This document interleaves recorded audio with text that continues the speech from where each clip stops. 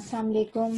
मैं हूँ हना नुमान और जैसे कि कल की वीडियो में मैंने 2015 बॉर्न बच्चों के लिए सिलेबस बताया था। उस सिलेबस के अकॉर्डिंग आज मैंने पहली वर्कशीट्स यानी कि फर्स्ट डे की वर्कशीट्स यहाँ पे मैं आपको दिखा रही हूँ और इसके हिसाब से फिर बच्चों की आगे प्रिपरेशन होगी। ये एक रिवाइवल होगा जूनियर से सीनियर में आने वाले बच्चों का।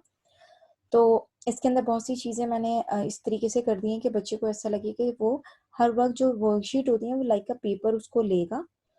अच्छा, इसमें आप एक चीज़ देखिए, नेम है, डेट, मार्क्स, डे, फिर इसके बाद ए टू जी, और यहाँ पर एक टर्म है grass letter, sky letter, root letter. इनको मैंने फिर कलर से डोनेट करवाया है। तो आपको पता है कि ग्रास का कलर ग्रीन होता है, स्काई का कलर ब्लू होता है और रूट जो होती है वो ब्राउन कलर की होती है। तो यहाँ पर मैं बच्चों को ये चीज़ देना चाह रही हूँ कि जब बच्चा लिखेगा उसे पता होगा कि कौन सी, ये इसका इंट्रो मैं भी आपको देती हूँ, तो उसके अकॉर्डिंग बच्चा काम करेगा।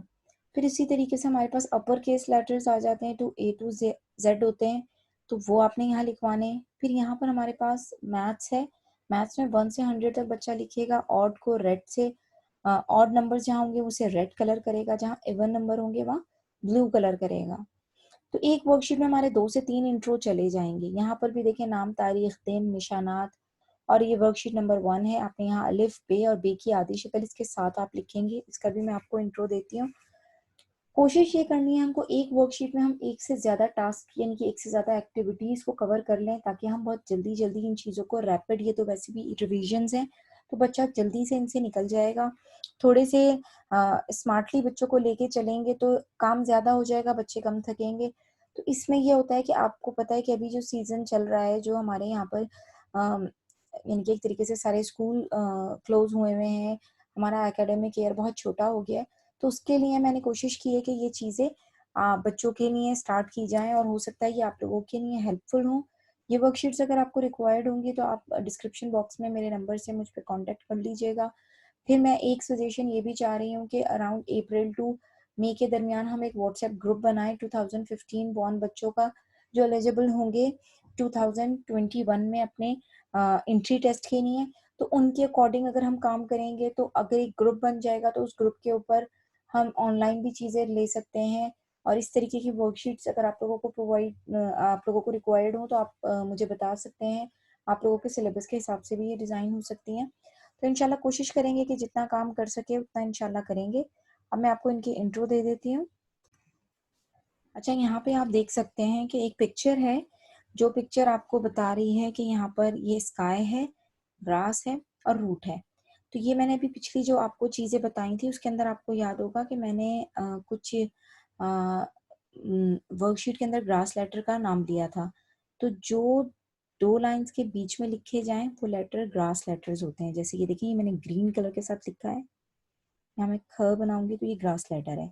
इसी तरीके से ओ है, है, है, है, आई है।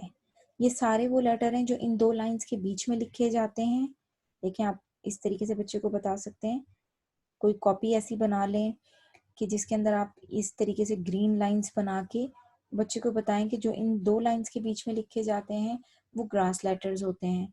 अगर स्काई लेटर की बात आएगी तो ये देखिए, ट, फ, ल, ये स्टार्ट यहाँ से होते हैं, ठीक है, और इनका एंड जो है वो ग्रास में जाके होता है, ठीक है।